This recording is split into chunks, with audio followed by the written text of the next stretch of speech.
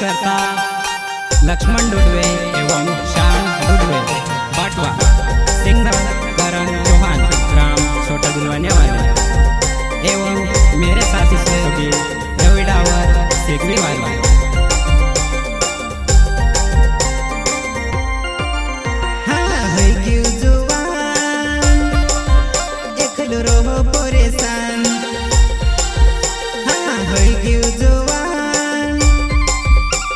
रहो परेशान दादा तारी होई सावी गुण रूपाले बनावो हिनी काज घर वाले। दादा तारी होई सावी गुण घटाले बनावो हिनी काज घर वाले।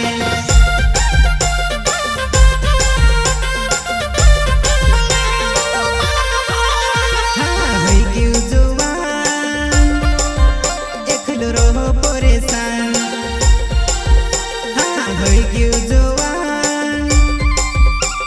रहो परेशान दादा तारी होई सावी गुण रूपाले बनावो हिनी काज घर वाले।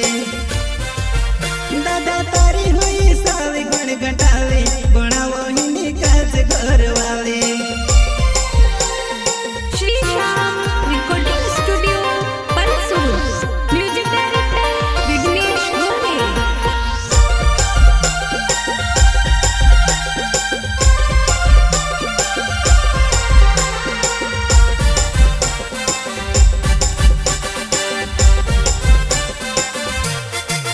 हमसे कोहे मारो बस देर में कहीं छे सो खास। हमसे कोहे मारो बस देर में कहीं छे सो खास। लाउ सुकोल जुआ मीठे होई अनपढ़ गवार। हमसे कोहे मारो बस देर में कहीं छे सो खास। हमसे कोहे मारो बस देर में कहीं छे सो खास। लाउ सुकोल जुआ मीठे होई अनपढ़ गवार।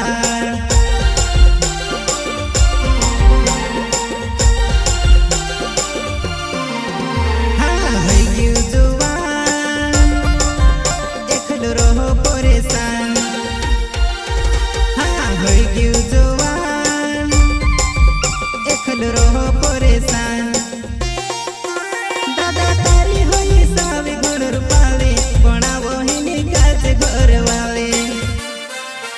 दादा तारी होई सावी गुण घटाले बनावो हिनी काज घर वाले।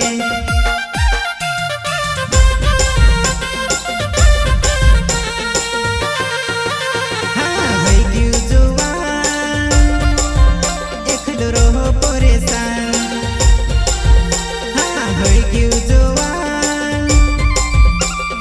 रहो परेशान दादा तारी होई सावी गुण रूपाले बनावो हिनी काज घर वाले। दादा तारी होई सावी गुण घटाले बनावो हिनी काज घर वाले।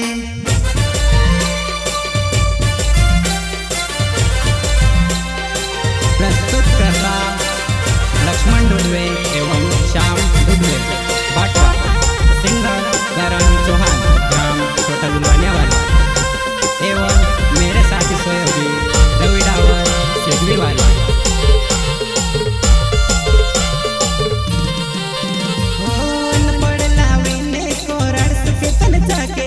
बाबू को है कॉलेज वाविन लगड़ नौकरी।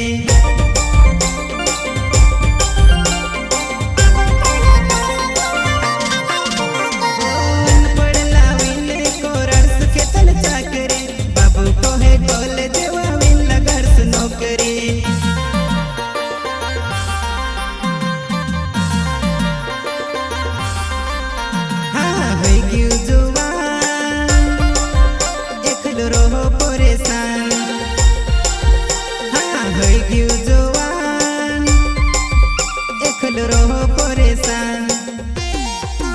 दादा तारी होई सावी गुण रूपाले बनावो हिनी काज घर वाले। दादा तारी होई सावी गुण घटाले बनावो हिनी काज घर वाले।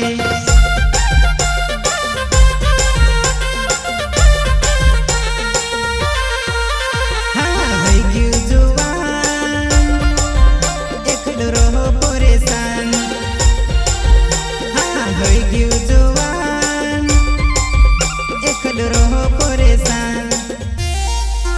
दादा तारी होई सावे गुण रूपाले बनावो हिनी काज घर वाले। दादा तारी होई सावे गुण घटाले बनावो हिनी काज घर वाले। Shri Shyam recording studio Palsur, music director Vighnesh घोड़े।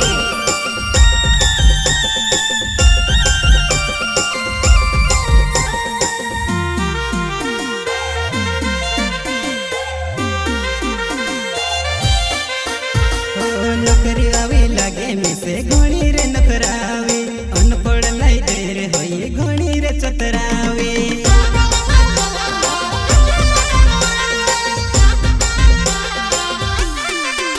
हाँ नौकरी आवे लागे मिसे घणी रे नखरावे, अनपढ़ लाई देर होई घणी रे चतरावे।